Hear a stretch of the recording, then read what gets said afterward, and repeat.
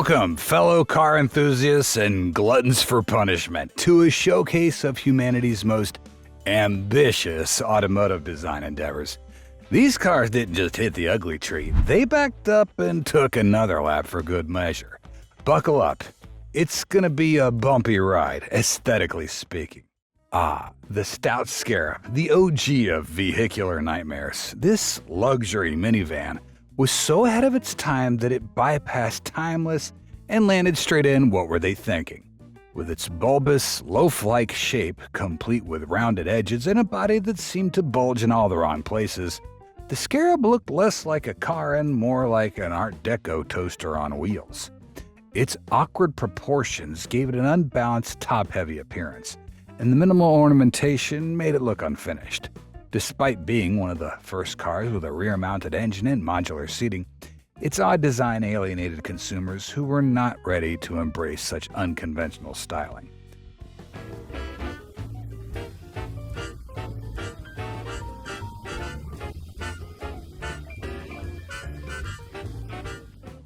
What do you get when you cross a washing machine with a lawnmower? The Crosley CC.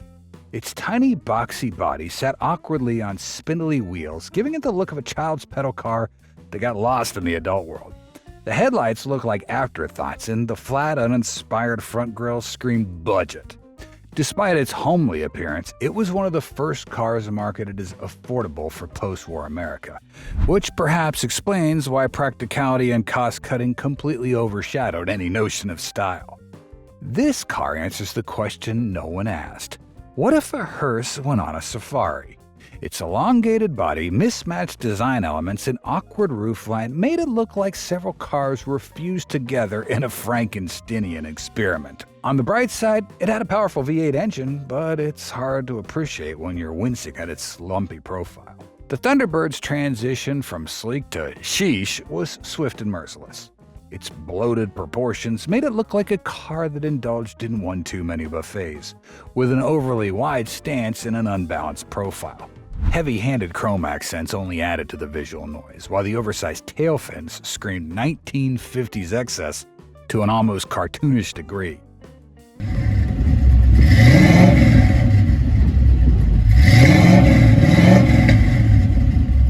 Ironically, this design was wildly popular at the time, proving that sometimes ugly can sell exceptionally well.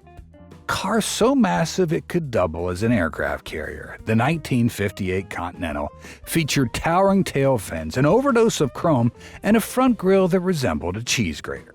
Its size made parking a nightmare, and its excessive weight compromised fuel efficiency. Public perception at the time was polarized. While some admired its bold statement of luxury, others criticized it for being an impractical gas guzzler. A car so massive it could double as an aircraft carrier, the 1958 Continental featured towering tail fins, an overdose of chrome, and a front grille that resembled a cheese grater. Its size made parking a nightmare, and its excessive weight compromised fuel efficiency. But it certainly made a bold statement, albeit an ugly one. Nicknamed a ladybug, this pint-sized disaster looked like it needed a hug. Its bug-eyed headlights and squat body gave it the appearance of a stressed-out beetle. Although it was affordable and lightweight, its poor safety record earned it the dubious honor of being nicknamed the Death Trap in the U.S.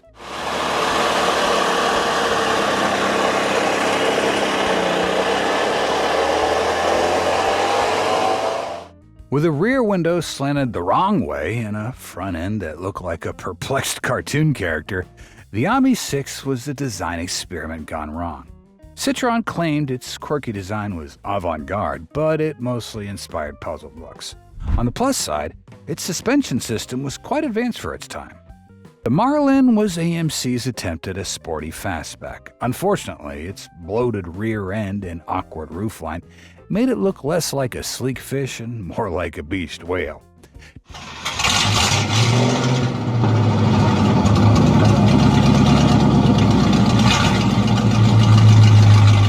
Despite its unattractive design, it offered decent interior space and comfort, a small consolation for its aesthetic failure. The Mantis looked like someone described a sports car over a bad phone connection. Its sharp, angular design was paired with odd proportions that gave it an insect-like appearance. While it boasted a lightweight fiberglass body, the car's awkward stance and mishmash of sharp angles made it look like a kit car gone awry. They named it the Matador, but this car couldn't fight its way out of a paper bag, stylistically speaking. Its bloated front end, oddly shaped grille, and heavy overhangs made it look like it was permanently grimacing. However, it did have a reputation for reliability, which almost made up for its clownish looks.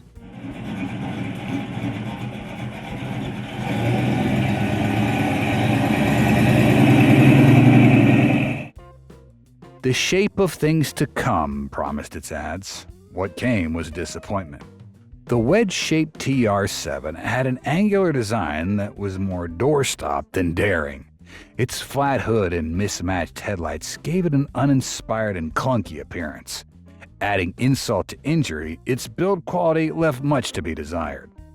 A car that screams, "I'm rich and have no taste." Its spaceship dashboard might have been futuristic, but its slab-slided body and awkward proportions made it look like a rolling brick.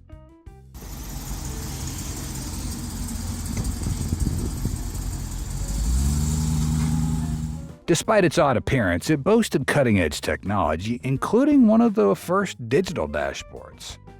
Rolls-Royce, but make it tragic. The Comarog's overly square body and mismatched design elements made it look like a luxury yacht stuck in dry dock. Compared to other Rolls-Royce models, which were typically celebrated for their elegance and grace, the Camargue stood out as an awkward anomaly. Despite being the most productive car of its time, it suffered from poor sales and lukewarm reception, proving that money can't buy good taste. A Chevrolet Cavalier in a tuxedo.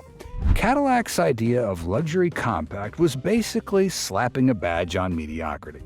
Its underwhelming engine and cheap materials left buyers feeling duped, and its uninspired design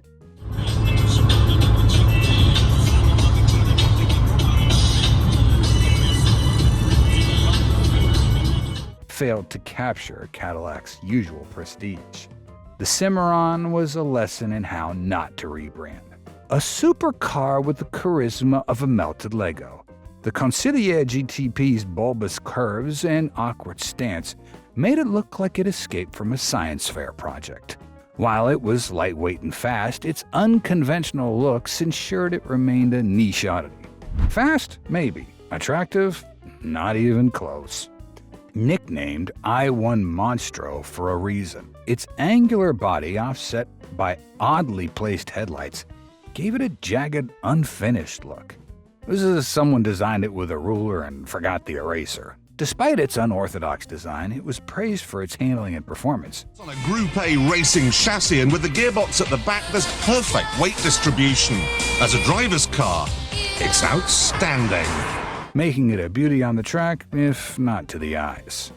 The Dustbuster vans, perfect for families who wanted to drive a vacuum cleaner. Their overly elongated front ends and bulbous bodies made them the laughingstock of the minivan world. However, their roomy interiors made them practical, if not pretty. The Skylark, designed by someone who mistook melted plastic for inspiration. Its awkward curves, squished rear, and oddly bulging front gave it a melted candle appearance. The front grille looked like it was perpetually frowning, perhaps aware of its own design flaws. On the bright side, it was relatively fuel efficient for its class and affordable for younger buyers. But that wasn't enough to save it from becoming a visual punchline. The Aurora had the personality of a bar of soap and about as much excitement. Its rounded body and lack of distinctive features made it blend into oblivion, with no sharp edges or bold accents to catch the eye. Even its name seemed to promise more than the design delivered. Nevertheless, it was one of the first cars to focus heavily on safety features, including reinforced doors and advanced airbags, which was a redeeming quality in an otherwise forgettable package. A name that sounds like karaoke, and a face that looks like it's already embarrassed to be here. The Corando's mismatched grille and headlights gave it a perpetually startled look, as if it had just been caught off guard by its own reflection. The boxy rear and awkward proportions made it look like a toy car enlarged by mistake. Despite its odd design, it was a rugged off-roader with decent capabilities and was surprisingly durable for adventurers who didn't mind its quirky aesthetics. The Multipla. When 2 rows of headlights are 2 rows too many. The dual-layer headlights made the car look permanently startled, as if it had just seen its own reflection. This bizarrely wide body and awkward stance gave it the appearance of a frog trying to do the splits while holding its breath.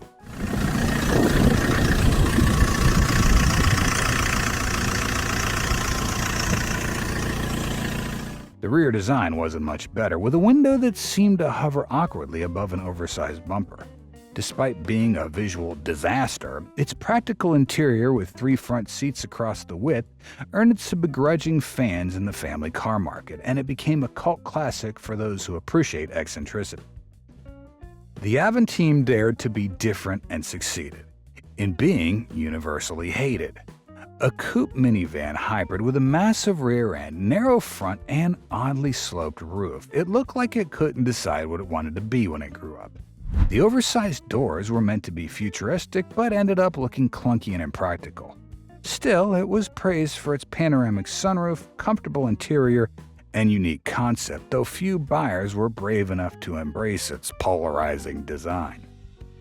The QX56, proof that bigger isn't always better. This SUV looked like it skipped leg day with a hulking upper body, undersized wheels, and proportions that screamed overcompensation. The overly aggressive grille looked like it was trying too hard to intimidate, and the rear design felt like an afterthought. Despite its bulky exterior, it featured a well-appointed luxury interior with plush seating and advanced technology for the time, making it somewhat redeemable for those who valued comfort over aesthetics.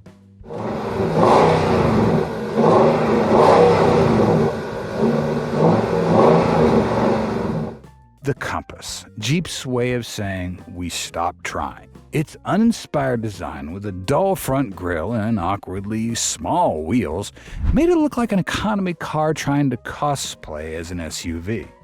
The plastic-heavy exterior screamed cost-cutting, and its lack of off-road capabilities left Jeep enthusiasts scratching their heads.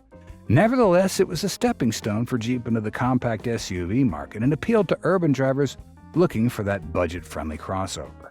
For those who wanted a Rolls-Royce knockoff that doubled as a punchline, the Galoo's exaggerated grille with vertical chrome slats gave it a cartoonishly regal look, while its retro styling seemed more at home in a 1920s gangster film than the 21st century. The mismatched proportions and dated design made it impossible to take seriously. Beneath the gaudy exterior, it was essentially a Nissan, which meant it ran reliably if you could handle being laughed at during every drive. An Aston Martin badge on a Toyota IQ. That's it. That's the joke. This pint-sized oddity looked like an overpriced golf cart trying to mingle with supercars. Its tiny, unimpressive frame was at odds with the luxury badge it bore, and the attempt to market it as eco-friendly chic fell flat. Despite its leather interior and Aston Martin branding, most buyers weren't fooled by the blatant badge engineering, and it was quickly relegated to the "what were they thinking" pile. The Mini Coupe looked like it put on a backwards baseball cap and never took it off. Its awkward roofline, which sloped dramatically toward the rear, made it look like a shrunken sedan attempting to be sporty. The mismatched body proportions and lack of practical rear seating added to the confusion. Still, it handled well, like most Minis, and its zippy performance somewhat redeemed its baffling design. Jeep's attempt at a sleek crossover resulted in a face only a mother could pretend to love. The slanted headlights and odd grille design were polarizing, and not in a good way. Despite its looks, it sold well, proving that functionality sometimes trumps style. The Cullinan. Because everyone needed a Rolls-Royce SUV that looked like a blinged-out fridge. Its boxy shape lacked the flowing elegance typically associated with the brand, making it look more utilitarian than luxurious. The oversized grille and exaggerated luxury features, like the automatic tailgate champagne chiller, pushed it firmly into ostentation. That said, its off-road capabilities were surprisingly good, even though most owners wouldn't dream of subjecting it to anything rougher than a valet parking lot. And there you have it, a tribute to the brave, misguided souls who dared to defy good design. Remember, beauty's in the eye of the beholder, but these cars make us want to close our eyes. Thanks for watching, and don't forget to hug your car today. It could be worse. It could be one of these.